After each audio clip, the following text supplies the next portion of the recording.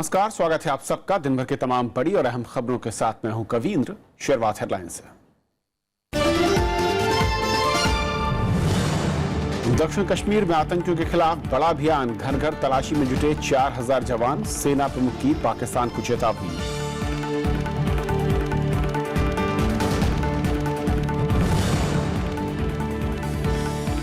बलकस बानो बलात्कार मामले में दोषियों की उम्र कैद बरकरार। बॉम्बे हाईकोर्ट ने 7 आरोपियों की रिहाई का फैसला बदला, फांसी की अर्जी नामंजूर।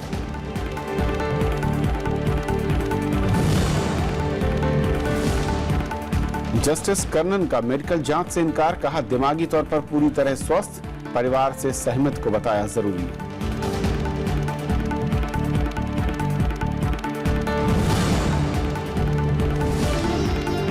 सार्क उपग्रह की तैयारी पूरी, कल शाम 4:57 पर प्रक्षेपण। पड़ोसी देशों से अंतरिक्ष के क्षेत्र में बढ़ेगा सहयोग।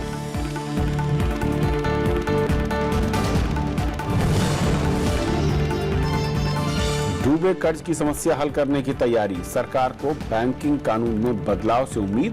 बैंकों के फंसे हैं 6 लाख करोड़ रुपए।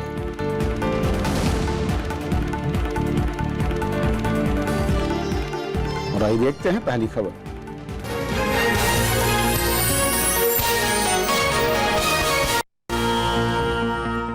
बैंकों के 6 लाख करोड़ के डूबे कर्ज से निपटने के लिए सरकार अध्यादेश लेकर आएगी। बैंकिंग कानून में संशोधन कर आरबीआई को कुछ अधिकार दिए जाएंगे। माना जा रहा है कि इससे कर्ज संकट से मुक्ति मिल सकेगी। बैंकों में डूबे कर्ज की समस्या से निपटने के लिए सरकार ने बड़ा फैसला किया है। अध्यादेश के जरिए बैंकिंग कानून में बदलाव किया जाएगा। वित्त सचिव अशोक लवासा के मुताबिक संशोधन के बाद आरबीआई और दूसरे बैंक डूबे हुए कर्ज से प्रभावी तरीके से निपट सकेंगे। पीटीआई के मुताबिक बदलाव से आरबीआई बैंकों को निर्देश जारी कर सकेगा। रिजर्व बैंक निगरानी समिति भी बना सकता है जो विशेष मामलों पर नजर रखेगी, ताकि बैंक अधिकारियों को जांच के झंझट से बचाया जा सके। इसके अलावा विशेष मामलों में आरबीआई दिशा निर्देशों में ढील दे सकेगा। बैंकिंग सेक्टर को लेकर कुछ प्रमुख निर्णय मंत्रिपरिषद में हुआ है, लेकिन एक मर्यादा है कि जब माननीय राष्ट्रपति जी को कोई मंत्रिपरिषद सिफारिश करता है तो उस प्रपोजल की डिटेल्स हम तब तक नहीं देते जब तक राष्ट्रपति भवन से और माननीय राष्ट्रपति जी का उसको स्वीकृति ना आ जाए। सरकार ने बैंकों के साथ चर्चा के बाद इस बदलाव को मंजूरी दी है। दरअसल इस वक्त बैंकों का 6 लाख करोड़ रुपए का कर्ज संकट में है। वित्त वर्ष 2014-15 में डूबा कर्ज 2.67 लाख करोड़ रुपए था। 2015-16 में यह आंकड़ा 5.02 लाख करोड़ जा पहुंचा। 31 दिसंबर 2016 तक ये 6.07 लाख करोड़ हो गया। बीते दिनों वित्त मंत्री ने कहा था कि डूबे कर्ज की रकम बड़ी है, लेकिन ये 40 से 50 कंपनियों तक ही सीमित है। उन्होंने उम्मीद जताई थी कि वर्तमान कानूनों से ही इसका हल निकाला जा सकता है। Bureau report, Rajya Sabha TV.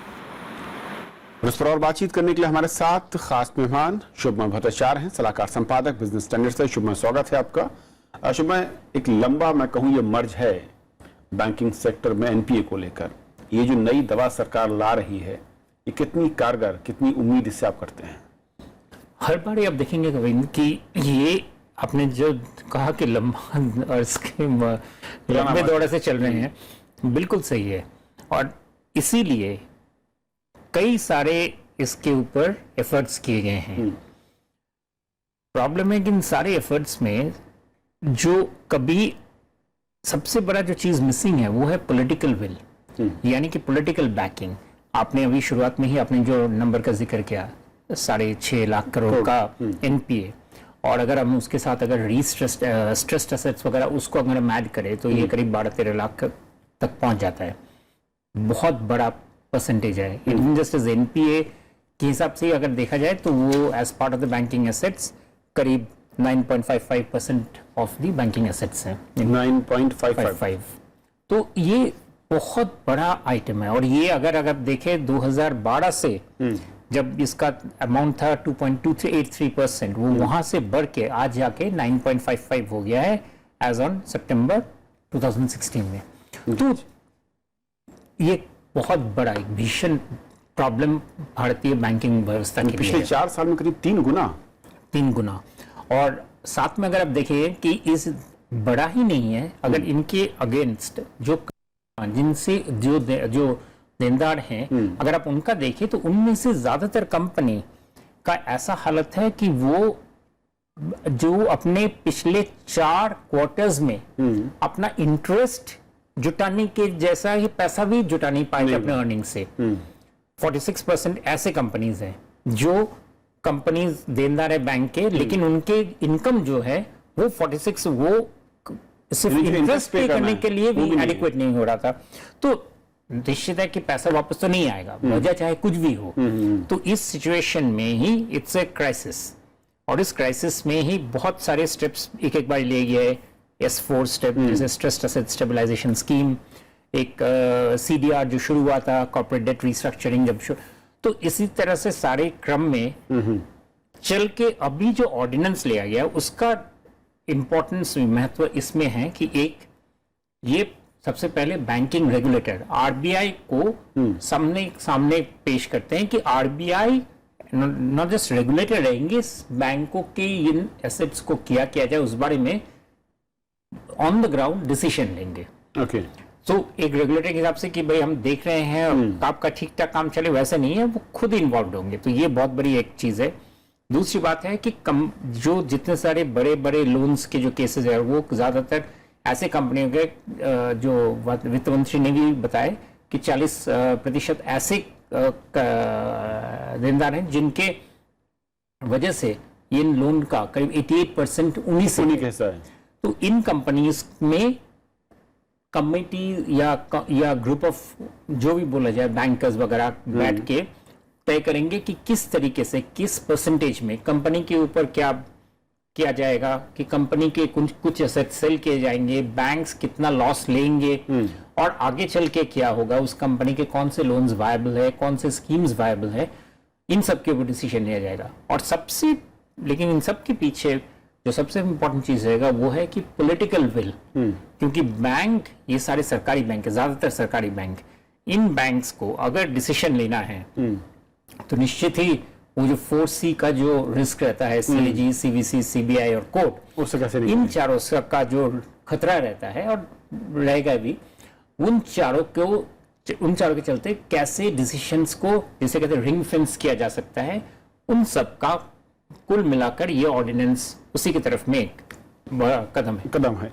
लेकिन इससे पहले भी जब कदम उठाए गए, क्योंकि पहली बार जहां तक मैं पढ़ रहा था कि तीसरा चौथा स्टेप है NPA को रूल आउट करने या उसको हमेशा के लिए खत्म करने के लिए, पहले के कदमों में इस बार के कदम में फर्क क्या है जिससे हम कह सकेंगे नहीं ये ज्यादा मैं कहूँ कि शॉक प्रूफ है, ये पूरी तरीके से तमाम जो आशंकाएं हैं उनसे दरकिनार करता हुआ सही रास्ते पर ले जाएगा? कभी ऐसा हम बिल्कुल नहीं कह सकते कि ये फाइनल सोल्यूशन टाइप का है।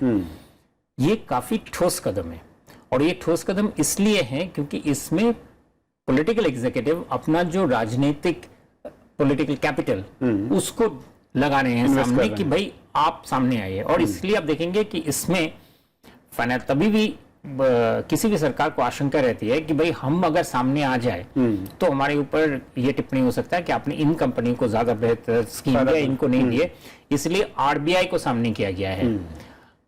तो इसलिए पॉलिटिकल कितना टेंशन है वो इसी से ही जाहिर आता है कि RBI को डायरेक्टली बोला जा रहा है कि आप देखिए और आपके जो इंस्टीट्यूशनल ब्यूरोक्रेसी है उनके थ्रू से देखिए कि आप क्या कर सकते हैं।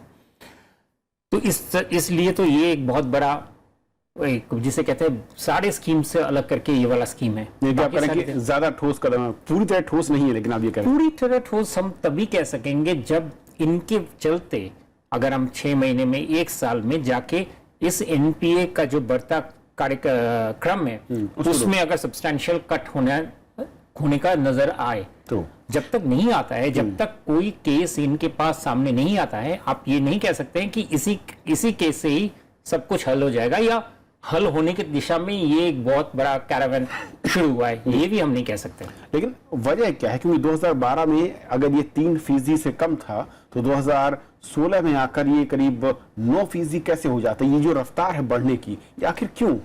एक तो फर्स्ट ऑफ ऑल कि उस वक्त में जब चारों तरफ मंदी का एक माहौल था पूरे इंटरनेशनल बाजार में, तो भारतीय बैंकों को एक काफी एक सशक्त सपोर्ट मिला था सेंटर से कि भाई आप जाके इंफ्रास्ट्रक्चर में अच्छी तरह से इन्वेस्ट कीजिए।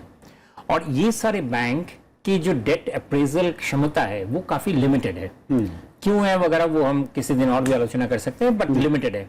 तो उस लिमिटेड एबिलिटी के बावजूद इन बैंकों ने बहुत सारे ऐसे स्कीम्स में लोन्स दिए। साथ में वो भी लोन्स थे जैसे मैंने अपने किताब में जिक्र किया इंडिया कोल स्टोरी में कि कोल सेक्टर हो, टेलीकॉम सेक्टर हो, यहाँ पे बाकी सारे सेक्टर्स जो पहले पुराने से ही जिनमें प्रेशर था, उन सारे सेक्टर्स में भी इन्होंने लोन दिए। आप देखेंगे 2012 से एक और चीज शुरू हुआ, बहुत सारे सेक्टर्स में ऑक्शनिंग का सिस्टम जो शुरू हुआ, खासकर 14-15 में आकर ऑक्शनिंग काफी जरूरत हुआ, उसमें बैंक्स के लोन पैसे से ही तो उन्होंने कर्ज दिया है। तो जैसे फॉर इंस्टेंस टेलीकॉम में लोन इतना बड़ा लेकर कंपनीज ने ऑक्शन में पार्टिसिपेट किए हैं, लेकिन आज रिजल्ट में करीब सभी कंपनीज का डेट इक्विटी रेशियो करीब 3 से खराब है। यानी कि उस कंपनी का तो इस माहौल में उनके तो ये रीपेइंग कैपेसिटी उनका काफी हद तक नाजुक हो चुका है। और जब ग्रोथ बढ़ रहा है, लेकिन ग्रोथ बढ़ने के साथ साथ भी बीच में जो ग्रोथ वीकनेस हुआ था, इन सब के चलते बहुत पॉजिटिव माहौल बाजार में कभी भी नहीं आया था। तो सबके चलते मैं ये मानता हूं कि आप जरूर एक चीज जो सोच रहे होंगे कि इसमें सच में एक वो भी है कि जो लोन वापस नहीं करना चाहते क्या वाकई उसका दायरा बड़ा है? ये भी एक बड़ा सवाल बिल्कुल। तो एक वो जरूर है, जरूर एक है कि वो उनका भी एक रोल रहा है, लेकिन उनका रोल इतना बड़ा नहीं कि उसकी वजह से चलते हम लोग 6.5 लाख करोड़ का पिक्चर में पहुंच जाएंगे। चलिए, बहुत बहुत शुक्रिया शर्मा, इस पूरी बातचीत कर रहे हैं आपका। और ये थी पहली खबर। थोड़ा सा ब्रेक, और ब्रेक के उस पार दिन भर की दूसरी बड़ी खबरें।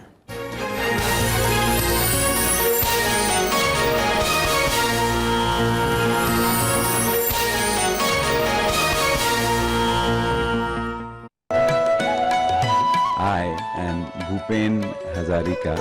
दिल हम करी घबराए, उस दिन की बात है रमैया, नाव लेके सागर गया,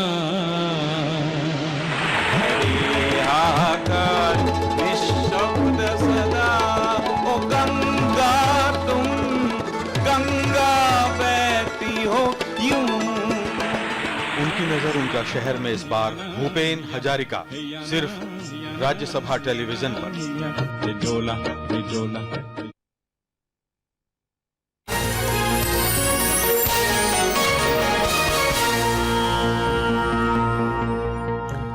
सेना की अगुवाई में आज दक्षिण कश्मीर के शोपियां में करीब 4000 सुरक्षा बलों ने इलाके में एक बड़ा एंटी टेरर सर्च ऑपरेशन शुरू किया। इस दौरान स्थानीय लोगों ने सुरक्षा बलों पर पत्थरबाजी की। सेना प्रमुख जनरल बिपिन रावत ने कहा कि आतंकी हमले और बैंक लूटने की घटना के चलते इस अभियान को अंजाम दिया गया है। उन्होंने कहा कि पाकिस्तान सेना के भारतीय जवानों की हत्या और बर्बरता का हमारी सेना जोरदार जवाब देगी। कश्मीर घाटी के शोपियां में सुरक्षा बलों ने 1 दर्जन से ज्यादा गांवों में एंटी टेरर सर्च ऑपरेशन किया। इलाके में आतंकियों की मौजूदगी की सूचना मिलने के बाद पुलिस, सेना और सीआरपीएफ साझा तलाशी अभियान कर रही है। इसमें हेलीकॉप्टर और ड्रोन की मदद ली जा रही है। सेना प्रमुख जनरल बिपिन रावत ने कहा कि हाल ही के दिनों में इस इलाके में आतंकी हमले और बैंक लूट की घटनाओं को देखते हुए ये अभियान शुरू किया गया। आज कोई नया कॉम्बिंग ऑपरेशन नहीं हो रहा है, रेगुलर अफेयर है। ये है कि थोड़ी अब की बार जो आज जो कॉम्बिंग ऑपरेशन चल रहा है वो इसलिए हो रहा है कि कुछ बैंक लूटे गए हैं, कुछ हमारे पुलिसकर्मी मारे गए हैं, some policeman have been killed, so it is just to make sure that the situation is brought under control. इस बीच स्थानीय लोगों ने सुरक्षा बलों पर पत्थरबाजी कर अभियान में बाधा डालने की कोशिश की। शोपियां में ही मार्च निकालने की कोशिश कर रहे छात्रों और सुरक्षा बलों के बीच झड़प हुई। प्रदर्शनकारियों ने सुरक्षा बलों पर पत्थरबाजी की। भीड़ को काबू पाने के लिए लाठीचार्ज और आंसू गैस के गोले दागे गए। सेना प्रमुख ने कहा कि गर्मियों में कश्मीर में घुसपैठ की घटनाओं में तेजी आती है और सेना ने इससे निपटने के लिए सीमा पर चौकसी बढ़ाई है। पुंछ में 2 जवानों की हत्या और शव के साथ बर्बरता पर उन्होंने कहा कि सेना पाकिस्तान की ऐसी हरकतों का पहले भी मुंह तोड़ जवाब देती आई है और इस बार भी देगी। इस तरह की कार्रवाई जब होती है तो उसके लिए कुछ हम भी जवाबी कार्रवाई करते हैं और कार्रवाई करते आए हैं। 4 दिन पहले आतंकियों ने कुलगाम में 5 पुलिस वालों समेत 7 लोगों की हत्या कर दी थी। वहीं पिछले 3 दिनों से आतंकियों की ओर से बैंक लूटने की 4 घटनाएं हुई हैं। Bureau report, Rajya Sabha TV. Maharashtra और यूपी एटीएस की टीम ने साझा ऑपरेशन में मुंबई से आज एक और संदिग्ध आईएसआई एजेंट को गिरफ्तार किया है, जो इस रैकेट का हिस्सा है जिसका पाकिस्तान उच्चायोग के अधिकारी से संपर्क में था। पुलिस का दावा है कि जावेद को ही पाकिस्तान से धन जमा करने के निर्देश मिलते थे और उसके बताने पर ही अल्ताफ ने खाते में धन जमा कराया था। महाराष्ट्र एटीएस के साथ मिलकर अब उससे पूछताछ की जा रही है। इससे पहले मुंबई से ही अल्ताफ कुरैशी को गिरफ्तार किया गया था। अब तक 3 संदिग्ध एजेंट गिरफ्तार हो चुके हैं, जिसमें पहले का उत्तर प्रदेश के फैजाबाद आफ्ताब अली को पकड़ा गया था। सारे इंफॉर्मेशन इन्होंने कलेक्ट किए हुए थे और इसके पास से कुछ ऐसी सूचनाएं प्राप्त भी हुई हैं। बाकी जानकारी जब बाकी 2 जो लोग अरेस्टेड है वो यहाँ आ जाते हैं तो उनके इंटरोगेशन से हमें उम्मीद है कि पूरे क्या इनके और भी अगर कोई लिंक्स है तो पता चलेगा। केंद्रीय गृह राज्य मंत्री हंसराज अहीर ने आज सुकमा जाकर नक्सली हमले की ग्राउंड रिपोर्ट ली। उन्होंने अधिकारियों के साथ बैठक की। सुरक्षा बलों ने भी सुकमा हमले में शामिल होने के आरोप में कई संदिग्धों को हिरासत में लिया है। उधर कल महाराष्ट्र के गढ़चिरौली में नक्सली हमले में घायल एक जवान की मौत हो गई। सुकमा में हुए नक्सली हमले के बाद गुरुवार को केंद्रीय गृह राज्य मंत्री हंसराज अहीर ग्राउंड रिपोर्ट लेने वहां पहुंचे। उन्होंने अधिकारियों के साथ बैठक की। इसमें घटना से जुड़े तथ्य और सुरक्षा के मसले पर चर्चा हुई। उन्होंने कहा कि नक्सल समस्या से निपटने के लिए नई रणनीति पर जल्द फैसला लिया जाएगा। जो भी रणनीति बनेगी, जो भी सोच रहे हैं, कम से कम हम समय में इसको जल्दी कैसे कंट्रोल पाएंगे, इसका हम सोच रहे हैं। बाकी इसकी रणनीति के बारे में हम ज्यादा नहीं बोल पाएंगे। इससे पहले गृह राज्य मंत्री हमले में घायल हुए जवानों का हाल जानने रायपुर के अस्पताल पहुंचे। उन्होंने जवानों के इलाज को लेकर डॉक्टरों से बात की। सुकमा नक्सली हमले को लेकर बड़ी कार्रवाई करते हुए सीआरपीएफ और पुलिस बल ने कई संदिग्धों को हिरासत में लिया है। पुलिस का कहना है कि पकड़े गए लोगों से पूछताछ हो रही है। पिछले महीने सुकमा नक्सली हमले में 25 जवान शहीद हो गए थे और कई घायल हुए थे। 24 अप्रैल को बुरकापल में जो नक्सली घटना हुआ, उसके पश्चात फिर आसपास इलाके में लगातार सर्चिंग ऑपरेशन जारी है। उस ऑपरेशन के दौरान कुछ संदिग्ध लोगों को पुलिस ने इंट्रोगेशन के लिए कार्रवाई की जा रही है। इंट्रोगेशन के पश्चात यदि उनकी कोई भूमिका स्पष्ट सामने आएगा, फिर उनको गिरफ्तार करके न्यायालय में पेश की जाएगा। उधर सुरक्षा बलों को झारखंड के लोहरदगा में नक्सल विरोधी अभियान में बड़ी कामयाबी मिली है। उन्होंने गुरुवार को आधुनिक हथियारों और 3000 गोलियों का जखीरा जब्त किया है। Bureau report, Rajya Sabha TV. Bilkis Bano बलात्कार मामले में बॉम्बे हाईकोर्ट ने 12 दोषियों की उम्र कैद की सजा बरकरार रखी है। इनमें से एक आरोपी की मौत हो चुकी है। 7 लोगों की रिहाई के निचली अदालत के फैसले को बदल दिया गया है। इनमें 5 पुलिसकर्मी और 2 डॉक्टर हैं। इन्हें सबूतों से छेड़छाड़ का दोषी पाया गया है। अब इस मामले में कुल 18 दोषी हो गए हैं। कोर्ट ने 3 दोषियों के लिए मौत की सजा की सीबीआई की अपील खारिज कर दी। गुजरात दंगों के वक्त बिल्किस बानो के साथ सामूहिक बलात्कार की घटना हुई थी। 11 आरोपी जिनको यूडी साल्वी जी के कोर्ट ने 2008 में कन्विक्ट किया था, उन्हें तो कन्विक्ट किया ही है। उनका अपील डिसमिस करते हुए हाईकोर्ट ने उनका उम्र कैद की सजा उनके लिए बरकरार रखी है। साथ साथ 5 पुलिस ऑफिसर जिनका रोल पुरावे और एविडेंस को डिस्ट्रॉय करने में था, उनको भी हाईकोर्ट ने कन्विक्ट किया है। तो बहुत ही ऐतिहासिक फैसला है। कोलकाता हाईकोर्ट के जज CS कर्नन ने आज मेडिकल जांच कराने से इनकार कर दिया। सुप्रीम कोर्ट ने इसके आदेश दिए थे और इसके लिए 4 डॉक्टरों की टीम पुलिस के साथ उनके घर पहुंची। जस्टिस कर्नन ने डॉक्टरों की टीम से कहा कि उनका दिमाग ठीक है। उन्होंने दलील दी कि ऐसी जांच के लिए अभिभावक की सहमति जरूरी है, लेकिन उनका परिवार उनके साथ नहीं है, इसीलिए जांच नहीं हो सकती। सुप्रीम कोर्ट ने मुल्ला पेरियार बांध के रखरखाव की अनुमति न देने पर केरल सरकार से जवाब मांगा है। तमिलनाडु सरकार की शिकायत पर यह जवाब मांगा गया है। तमिलनाडु ने आरोप लगाया है कि केरल सरकार शीर्ष अदालत के 2014 के आदेश के पालन में बाधा खड़ी कर रही है। इस मामले की अगली सुनवाई जुलाई के दूसरे सप्ताह में होनी है। तमिलनाडु ने कोर्ट को बताया कि लोक निर्माण विभाग के कर्मचारियों को बांध के रखरखाव के लिए जरूरी सामान भी रखने नहीं दिया गया। कोर्ट ने बांध की ऊंचाई 136 फीट से बढ़ाकर 142 फीट करने की अनुमति दी थी।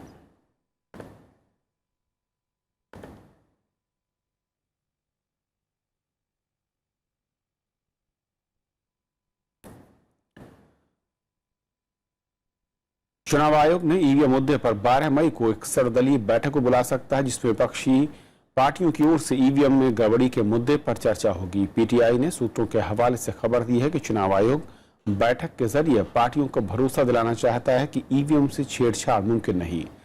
मुख्य चुनाव आयुक्त नसीम जैदी ने पिछले हफ्ते ही इस मुद्दे पर सर्वदलीय बैठक बुलाने की बात कही थी। 5 राज्यों में विधानसभा चुनाव के बाद कांग्रेस समेत तमाम विपक्षी पार्टियों ने ईवीएम में गड़बड़ी की आशंका जाहिर की थी।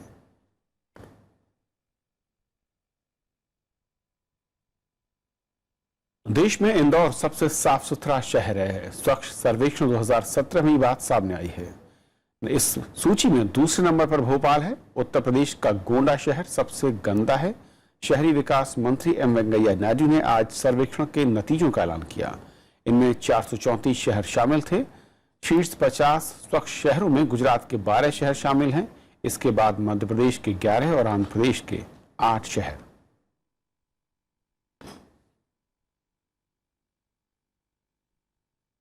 जो प्रथम स्थान में, द्वितीय स्थान में, तृतीय स्थान में, नहीं तो कम से कम टॉप 50 में पहुंच गया, उन लोगों ने क्या किया है, उनका उदाहरण से कुछ सीखना और अपना इलाका में भी ऐसी योजना अमल करने के लिए प्रयास करना। दिल्ली सरकार के पूर्व स्वास्थ्य सचिव तरुण सीम के दफ्तर और आवास पर आज सीबीआई ने छापे मारे। जांच एजेंसी ने तरुण सीम और प्राइवेट कंपनियों के 6 ठिकानों पर छापेमारी की है।